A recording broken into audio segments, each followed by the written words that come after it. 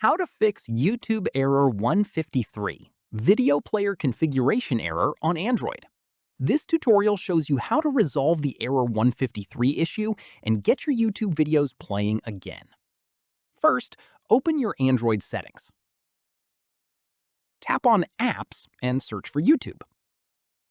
From there, tap on it to open the app info page. At this point, tap on Storage. Tap on Clear Cache, and then tap on Clear Data. After that, go back and tap on Force Stop and confirm.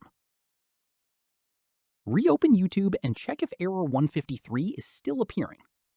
In the next step, if the error is still there, go back to Android settings and tap on Connections. From there, make sure your Wi-Fi or mobile data is active and stable. Try switching between Wi-Fi and mobile data and reopen YouTube to check again. Following this, open the Play Store and search for YouTube at the top. From there, tap on Update if one is available and wait for it to complete. Once updated, reopen YouTube and check if the error is gone. At this point, if the error is still showing up, go back to Android settings and tap on General Management. From there, tap on Date and Time and make sure Set Automatically is toggled on.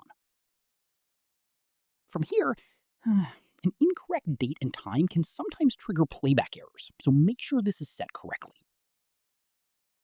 Once completed, reopen YouTube and try playing the video again.